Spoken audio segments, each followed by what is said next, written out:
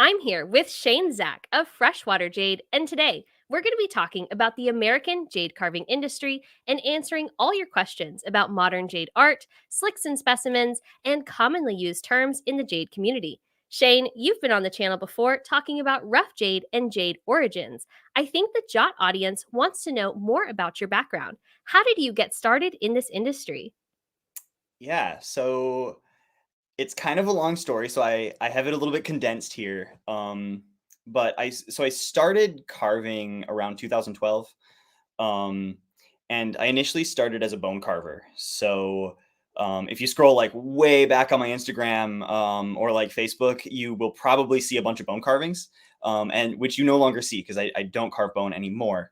Um, but I started doing that because it was more accessible for me. It was a little bit cheaper. I was in high school, so I definitely didn't like have a jade budget. Um, but being from Wisconsin, there's like tons of cow bone available, lots of local butcher shops and stuff. So as weird as that sounds, I had access to that material.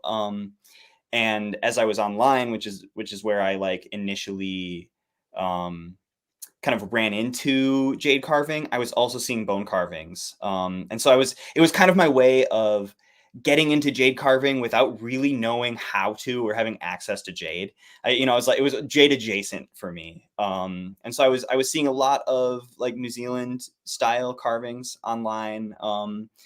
And I was, essentially going and cutting up bones and carving them. And that eventually sort of snowballed into doing jade. I traveled a little bit and I acquired pieces of jade and I was able to start carving them.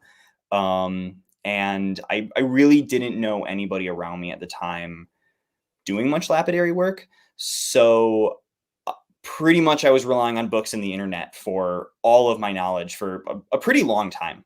Um, and then, eventually I started getting more into the jade community, going to different shows, actually talking to other jade carvers, which was amazing to me because I was like, oh my gosh, so much knowledge I didn't know I had available to me. And then, it was my sort of passion and hobby for a super long time. And then eventually jobs kind of started feeling like they were getting in the way of me carving. And I transitioned into doing this full time and, working as a jade carver. Amazing. For those who don't know, Shane exhibited this year at the Monterey Bay Jade Festival, a public jade event that occurs every year in June in Monterey, California. If you haven't seen the full Jade Fest video yet, the link is in the video description. Shane, I would love to talk about some of your pieces that you showed there. But first, for any other jade sellers watching out there, can you talk a little bit about how the Monterey Bay Jade Festival has helped your business? Yeah. So the Monterey Bay Jade Festival is currently the only like totally jade focused show in the States right now.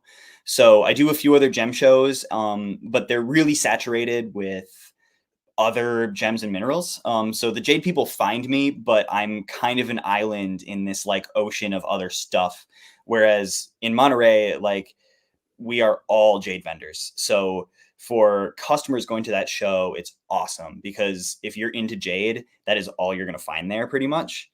Um, so it's the best way for me to get my jade carvings direct to people who are very much like looking for that thing for like contemporary modern day jade carvings. It's also really great networking. It's really really cool for me to show up there and I get to hang out with all my peers who we live sort of far away from each other for the most part. So it's cool to it's cool to hang out with people who I usually only get to hang out with like on the phone. You know, the other really cool thing about the Jade Fest is the exhibition. So the carving sculpture exhibition. I enter as well as a whole bunch of other people. I think we had like 42 entries this year.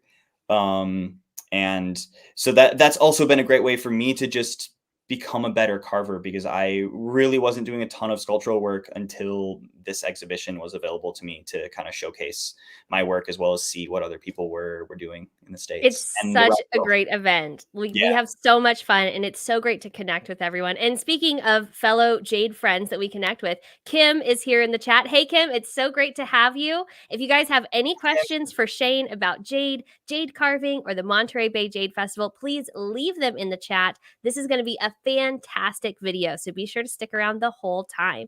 Shane, let's take a look at this carving that you did that was at the Monterey Bay Jade Festival. What is this? What are we looking at here? Yeah, so it's an acorn. One of my favorite trees are oak trees. So if you're familiar with my work, you've seen me do oak leaves and acorns for quite a while now. They sort of like pop up every now and again. I do another one. But that acorn is carved from Siberian jade and kind of a unique color. The caramel kind of honey colored jades are fairly rare. I really only see them in that color coming from Siberia. And I just really like it. It's a unique color tone and it works really well for acorns. I I love also that you use the word caramel because that's what it looks like to me, Yeah. and it's just so, like, delicious, like, you just wanna Oh bite yeah. into it. Yeah. It's It's such a good. good color, and I think a lot of people don't realize that that's jade. No, and it's definitely not a jade that most people would look at and be like, "Oh, that's jade." Um, it's a bit unique, which is why I like it. I like jades that are a little bit different. So How about this one?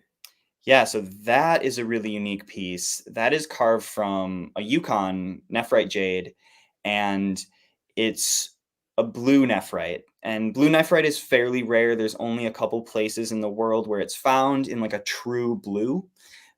So that one is a pretty cool one. It has color and it's a really nice jade to carve. So my buddy Roger, who mined up in the Yukon, supplied that material for me, and it was just an excellent stone to carve. I love the juxtaposition of the finishes and just that contrast between, like, the bright what do you call that, a high polish? Yeah, so like the middle is a high gloss, and then the outside of that seed pod is a matte finish. And I think the juxtaposition of the two really accentuate the work. It makes it look truly like a work of art. I think a lot of people would even be surprised that this is jade as well. What about this piece? Yeah, so that one is designed off of maple seed, so the helicopters that you see kind of spinning down to the ground and fall. I really love them. It's carved from a Guatemalan jadeite, and it's one of those shapes that I've come back to time and time again.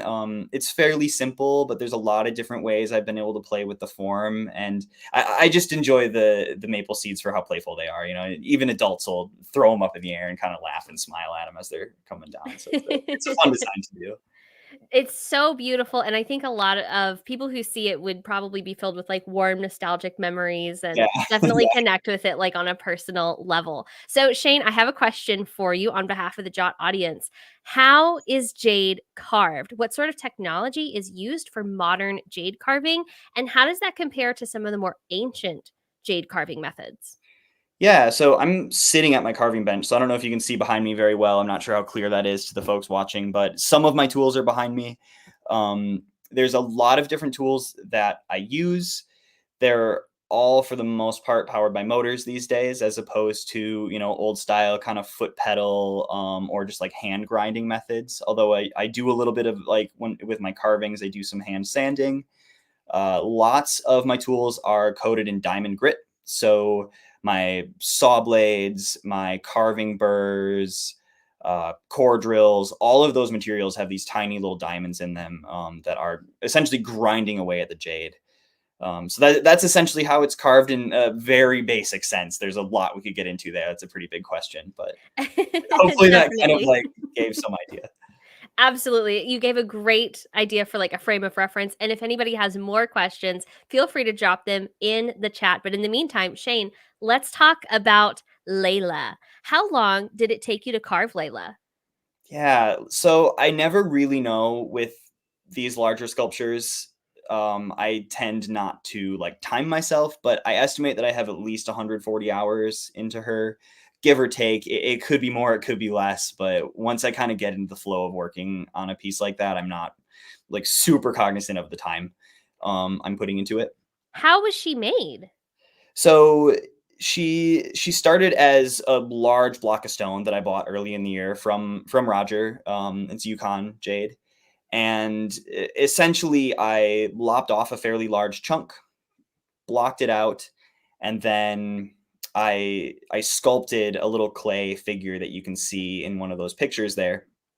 So I had a general idea of the layout of the piece before going into such a large sculpture, or not super large, but a larger than I typically work, and transfer that design to a large block of stone and began to kind of cut that down on a trim saw. So I was essentially slicing like angular pieces off of a block, and then from there, most of the bulk material removal was done on a point carver. So in the video we were just watching there was a little kind of burr sticking out the side. So I'm holding the block of stone in both hands and grinding away at this large chunk of stone, kind of getting smaller and smaller and closer to what I want the original form to be. And then the rest of the detailing is all done with a handpiece. So rotary tool, small diamond burr that spins around, and I'm able to have really precise cuts and shaping movements to, get my desired shape. What are some of the fine details in this piece that you think most people might not notice at first? Yeah, so one of them, just because if most people are seeing her, a lot of people at the if you attended the Jade Festival, she was behind glass, but her belly and her feet are quite detailed. And it's something that like I kind of had to laugh at because I was like, wow, I made the most detailed part of the carving, the underbelly. So you don't always see it when she's sitting on her little pedestal there. But one kind of interesting thing that just sort of happened, because you can't always plan super well the colors that are going to be in the stone, is that her front claws as she's sitting are sitting on this white part of the stone. So her front claws all look white, which I think is kind of just a cool thing that sort of happened. Um, so that's something that I quite liked about it, that almost wasn't really planned, but was neat to have in the end. The ancient Chinese jade carvers believed that the carving was inside the stone and that it wasn't a product of their own creativity, but they were bringing that art out in the stone. And I think when you talked about the white in Layla's feet, that's a really good example of where that sort of mentality comes from, I think. Yeah. Not to take away from the incredible talent of jade carving, though, of No, no, course. I resonate with that for sure. Absolutely. And then speaking of Layla, I also wanted to bring attention to jade carving as an art form. Some people believe that jade art, carvings, and statuary are only valuable as antiques, but that's not true at all. There's a whole industry surrounding jade carvings and sculptures as a modern art. Shane, can you talk a little bit about the value of hand carved jade carvings and sculptures? Yeah, definitely. So I like to think of it as more of a continuum. So there's an 8,000 plus year history of jade carving around the world, and I think that anybody who's currently part of it is just part of a continuous history of humans carving jade. It's one of the best carving materials on earth as far as its tenacity, its beauty. So the I think that modern day carvings, while not ancient and holding the value as being something that was carved a long time ago, hold an intrinsic value as a jade carving and something that is adding to that history, and a new design and something that's going to be, an heirloom for, people in the future to be passing down to, future generations and that sort of thing. All of these jade carvings that I'm making and any other carvers are making in current day are going to outlast all of us by a pretty long time. So Very well said, Shane. Two Genders has a question. They want to know, does it increase or decrease the value when a jade is carved?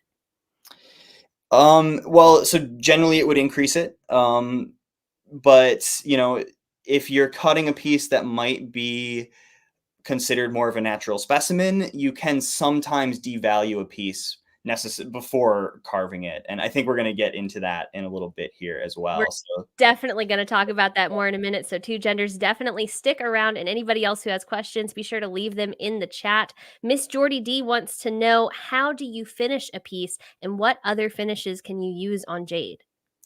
yeah, so A lot of kind of contemporary carvers like myself are sticking to a more traditional finish. So either a matte or a satin finish. Some of the pieces I do where they're two-toned, I think are cool because you get this like hyper polish on small select pieces of it, like Layla's eyes or her claws. But to do a carving fully polished sort of goes against a more traditional take on finishing jade. We generally prefer to leave it a little bit softer. You can kind of see the color, see the patterns a little bit better. But, if you have a good piece of jade, if you know how to, you can essentially put any finish you want on it, from a really heavy matte to a really high gloss. A good piece of jade will accept any of those finishes. So it's And I it's think more it's about worth noting too that like nephrite is sort of like in higher qualities and in higher values, nephrite tends to have like more of the satin finish, yeah. whereas jadeite jade, especially like in a jewelry application, like if it were a cabochon, jadeite jade would have a really high Yeah. glossy polish. Yeah. But for sculptures and art and carvings, which is more of nephrite's kind of field, you do tend to see like high gloss. Is this true? High gloss in some of the lower valued nephrite carvings, and then like more of the satin finish in like the higher valued nephrite carvings. Yeah, you could say that. I mean, like you'll see, especially in like mass-produced nephrite carvings, it's fairly easy to just like force a really high gloss onto a piece and sort of hide all the flaws. So if you're doing it really really quick, you can put a high gloss on, and it's going to kind of hide the fact that you made it really quickly. Whereas when you Oh. leave a satin or a matte finish on a piece, you have to finish that piece as well as you can because you are going to see every imperfection on that carving. So It's not the lazy way of carving. no, not at all, not at all. It's a lot harder to pull it off well, in fact. Oh, I'm sure. Mhm. So, jadeite jade, particularly in fine translucent qualities, is considered more of a jewelry item, highly valued in beads, bangles, carvings, and cabochons. Nephrite jade, as we just mentioned, is often valuable in carvings and sculptures, especially depending on the artist, the carving itself, and the origin of the material. But nephrite also has a specimen market, similar to, but still unique from, the fine mineral specimen market.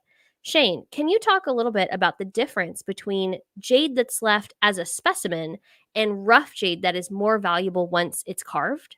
Yeah, absolutely. So jade specimens are generally going to be pieces of jade that have more intrinsic value left alone than they do carved.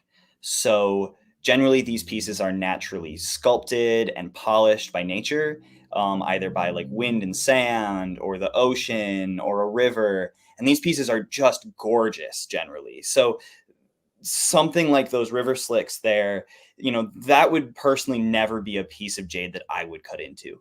Um, Especially whole as they are, those two pieces are essentially perfect. There's no chips, there's really nothing. They just are naturally like that.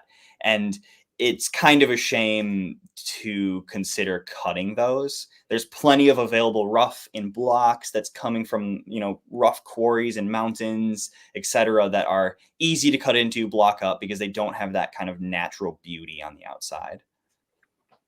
Very well said. Very well said. And then when you personally, Shane, when you have a rough stone, how do you determine if it's something that you're going to turn into a carving or sculpture or leave as is? What are the questions that you ask when you have a piece right in front of you?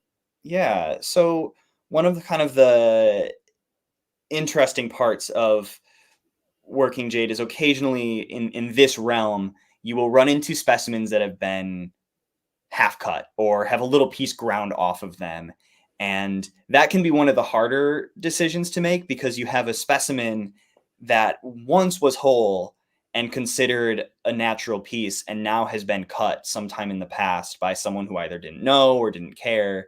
And if the jade is good for carving, sometimes I will decide to carve those pieces, sometimes not. If they just cut a flat base, sometimes you can make a little diza and kind of set that piece back up and it can still display as a natural, beautiful piece.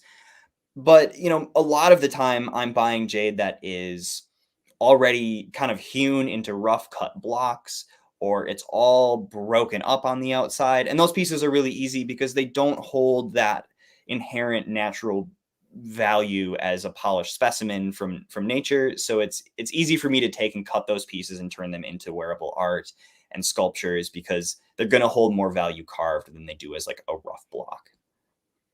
Excellent. I feel like that is such good information to know. And then coming back to what you had said about specimens that shouldn't be carved, that need to be left as is, something that you won't see in a jewelry store or probably even at a supplier of collector mineral specimens is jade slicks, an example of a valuable rough jade specimen that is sold for decorative, non carving purposes. Shane, what is a wind slick? How is it made? And what is its significance and value in the American jade market? Yeah, so a winslick is a more common term for a ventifact, which is My new a favorite word. yeah, right. It's a I cool love word. it. Yes. It can happen to many different types of stones, but in this case, we're speaking very specifically of a jade winslick or ventifact.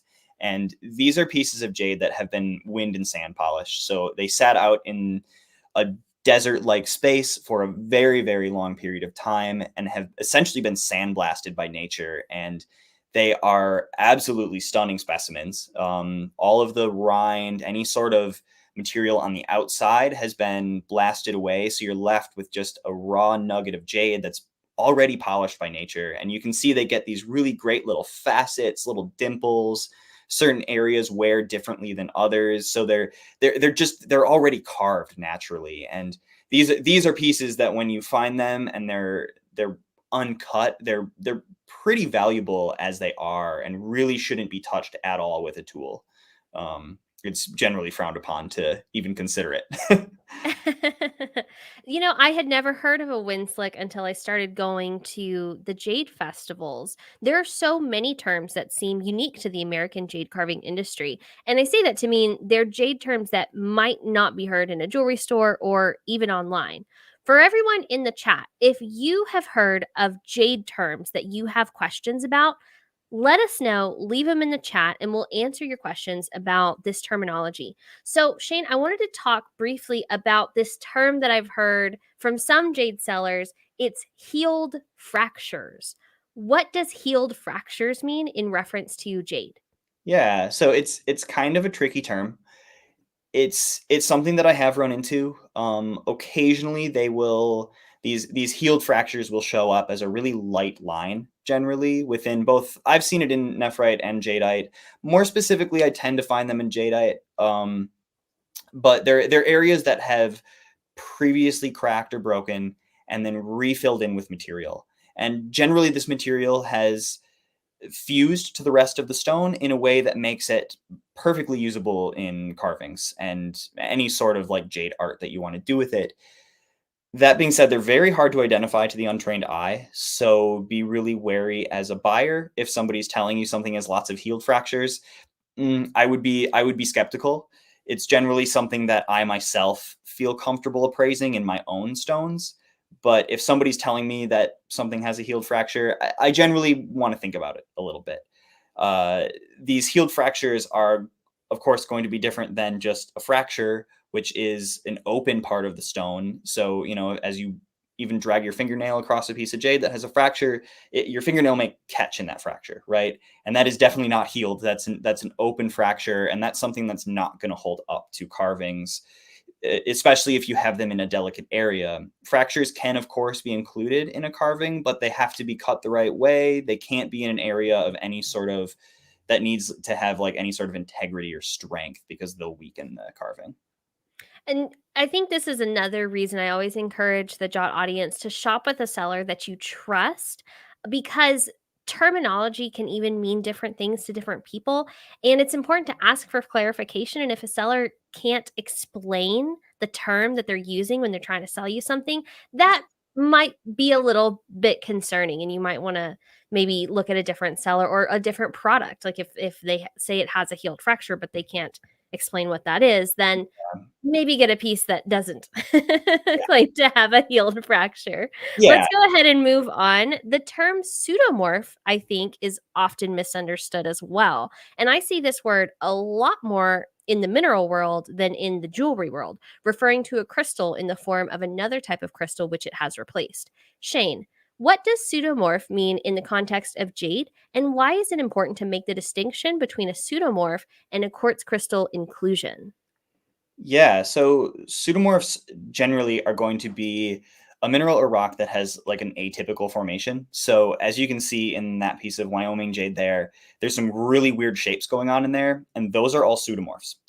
So when we're speaking specifically about jade, the pseudomorphs that I am most aware of, there may be others, I'm really not sure, honestly, but in Wyoming, there are going to be jade pseudomorphs after quartz. So there were quartz crystals. They have been essentially eaten away by the jade and transformed into jade, yet leaving their original shape behind. So that's why in these pieces that you're seeing in the video here, you're seeing these weird hexagonal shapes within the jade. Those are jade, and yet they essentially are the ghost of the quartz crystal. So they're something that I personally really love in these specimens. They're very unique, somewhat rare, and can add a really cool element to a carving if you can incorporate it properly, because it's something you just don't see normally. They're weird, and that's kind of what makes them cool. So, is this a pseudomorph? So that is not a pseudomorph. So even though you're seeing the hexagonal shapes, that is still a quartz crystal, and that's included in the jade, and it's very interesting and cool, but it has not been pseudomorphed. So that would be, you can see the color difference there. It's still very white. When you put a light to that piece, the quartz crystal just lights up brilliantly and is clearly very different from the surrounding jade. I think both are spectacular, the pseudomorph and the pieces of jade that still have quartz in them as an inclusion. I would like to have all of them in my collection. Shane, do you often have pseudomorphs and or quartz included jade for sale?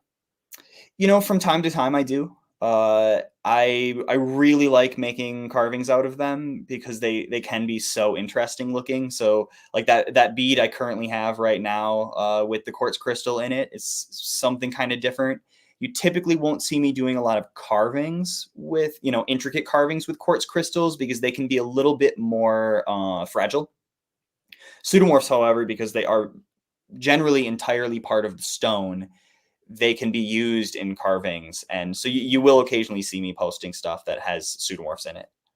I look forward to seeing them on your Instagram. Anybody who wants to follow Shane's work can follow him on Instagram at Freshwater Jade. While people put their jade carving related questions in the chat, Shane, let's talk about some of your recent work and what inspired you. What is this that we're looking at here? Yeah, so that's an insect. It's not necessarily modeled after any specific insect other than it was just kind of a amalgamation of different beetles and insects that I drew up. I've been doing quite a few insects lately. It's summertime, so there's a lot of them around. It But feels reminiscent of the cicadas that you see yeah, carved in jade that were put into like Chinese like emperors' tombs and stuff like that.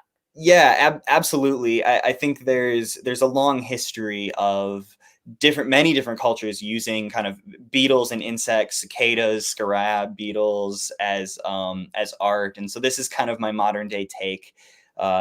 Bringing new forms of insects in, but sort of harking back to those ancient people also being inspired by insects. They always have such interesting shapes, and they're generally something that I have to really sit with for a while because they're such complicated little creatures that to abstract them and actually turn them into a piece of wearable art, you have to really work with the form a lot to make it something that says bug without having these tiny little needle thin legs, etc.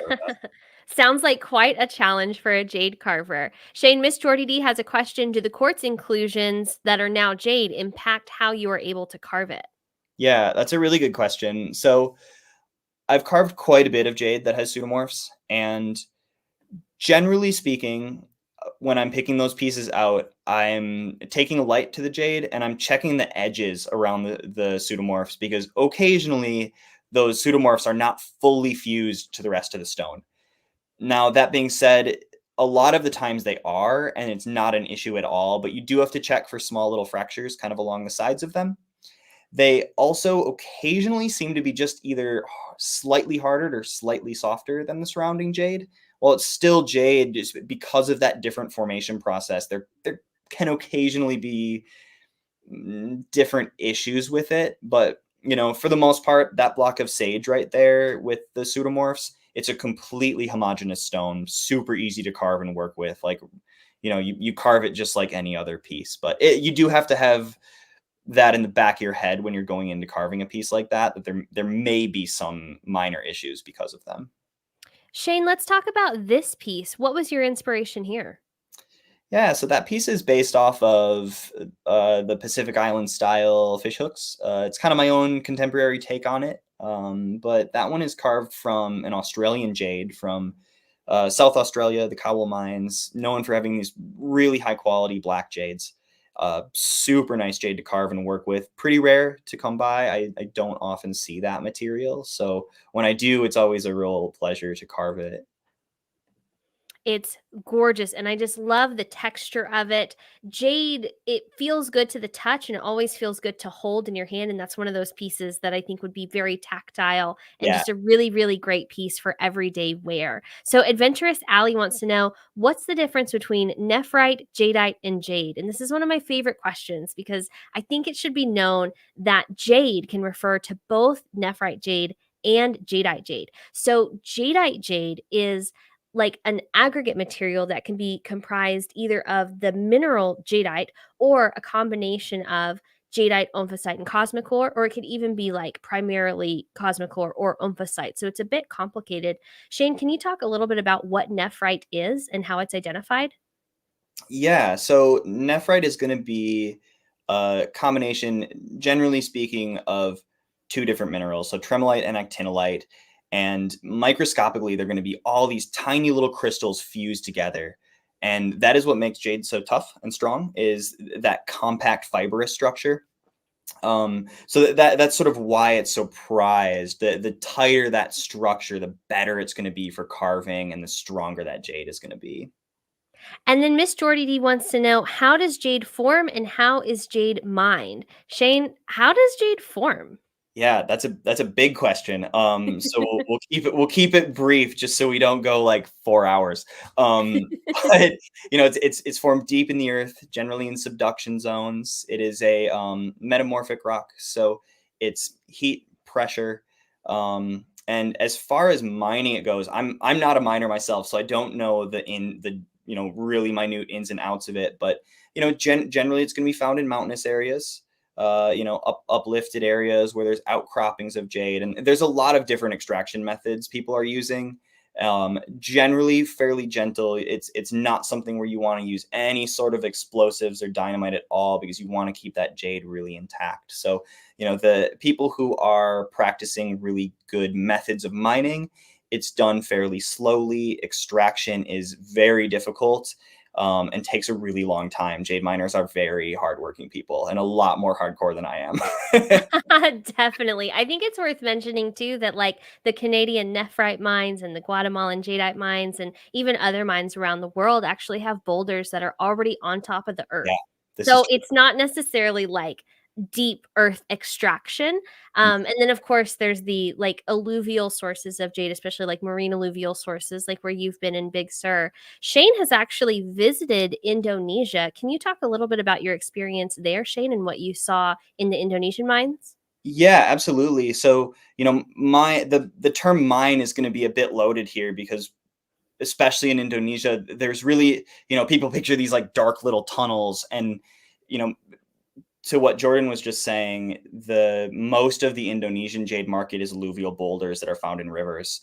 So, from what I understand and what I've spoken to with people over there, it's a lot of hiking up and down rivers looking for alluvial jade boulders that are have at one point been part of a larger outcropping, tumbled down a river, and have been rounded and smoothed out over a vast amount of time. And then you're finding these single pieces of jade. So there's not really, in that case, there's no large machinery, there's no massive extraction happening. You're really just picking out single pieces and hoping you have a good stone.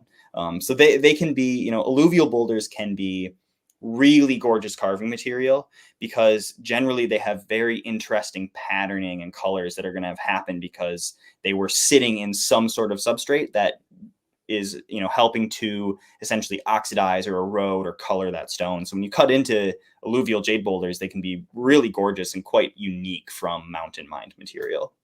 I learn something new every time Shane talks. It's mind blowing. If anybody watching wants to know more about jade mining, you should join the JOT Discord. I have a link in the video description. We actually have some members who are miners on the ground who actually upload photos and videos of their experiences at their mines in Guatemala, Italy, and many other places around the world. If you yourself are a miner or you have some photos of jade mining, you are also welcome to share them there as well. So definitely check out that link. Shane, what are we looking at here? Yeah, so I as opposed to my really intricate carvings, I also do some simpler forms. So ad shaped kind of axe head pendants. They're a great way for people who are, looking for a slightly easier entry level as far as budget goes to getting a jade pendant. And I do a whole variety of these in different shapes, different sizes, and many, many different jades. So, just going left to right there, we've got Canadian jade from BC. We've got Canadian jade from the Yukon, Big Sur, Siberia, and then Big Sur again on the far right. So you can see there's a whole bunch of locations just in my hand there, and I do a whole variety of them, and different colors. They all look great together because you get a really great spectrum of all the colors and patterns and shapes that jade can come in. So, Shane, if you didn't know where these materials came from, would you be able to tell by looking at them? It would take a fairly trained eye. I know some people that would be able to identify them, but even to myself, if I hadn't been the person who had worked those pendants, some of them would be pretty tough. There's certain jades that look like they could come from a bunch of different areas, and then there's some jades that are very, very hyper specific to certain areas, and if you know what you're looking at, can be a little bit more obvious. So, what are we looking at here? Yeah, so that was one of my favorite carvings I've done this year. I love clownfish. They're one of my favorite things to look at scuba diving, and they're just such interesting little creatures.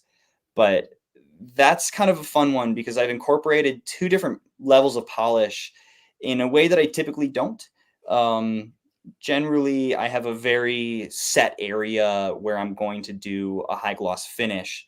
But for that clownfish, I basically had to polish the entire body of that fish and then plan where I was going to put those stripes and sandblast it back down to create that striped look on it. And it was quite the process to get really crisp stripes to show that stone off. And I wasn't quite sure how it was going to look, but I think it turned out pretty well. I think it gave a good idea of a clownfish with a nice colorful It's stripe. fantastic. Is this piece still available for sale? It is. I've still got it.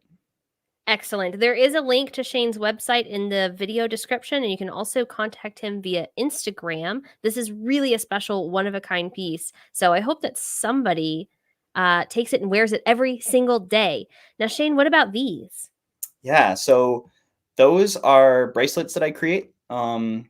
The beads are all individually hand-picked and hand-shaped. So they're a little bit different from your typical beads that you're going to see kind of on the larger gemstone market, which would be, machine made from large chunks of rough, and you're going to get very sort of similar looking beads. Whereas these bracelets, you'll notice that every single bead has a unique shape, a unique color. And I'm doing that very specifically because I'm able to, as I individually carve them, pick very specific pieces of stone to create those bracelets. So from left to right there, the bracelet on the left is a Guatemalan jadeite bracelet. So huge variety of Guatemalan jadeite colors, some that people may not be familiar with. And then the two bracelets on the right there are both from Big Sur, and a great color palette there too. Some really bright colors from the Big Sur material. And then can you talk a little bit about what Big Sur Jade means for anyone who doesn't know? Yeah, so Big Sur Jade is a nephrite jade that is coming from the California coastline in the Big Sur area. And a lot of that jade is either washing up on the beach, or people are either free diving or scuba diving for it. So it's a unique jade, especially to have it as an ocean deposit. There's really no other source quite like it. So it's a really unique nephrite jade, and we're quite lucky we've got it here in the States. Shane, as we wrap up on this presentation about jade carving, what do you want customers to know about jade? Yeah, so I would say that it's a great time to be a jade customer. Investing in jade carvings, there are a lot of really incredible artists working, modern styles, new designs, and so it's a cool time to be seeing the jade culture kind of exploding right now, and growing from what it used to be, which was a very, very small amount of people working. And folks who've been in the business and carving longer than I have can attest to the fact that it has just blown up in the last few years. So, it's a cool time to be part of it right now, whether you're a customer or a carver or anywhere in between. It's pretty cool.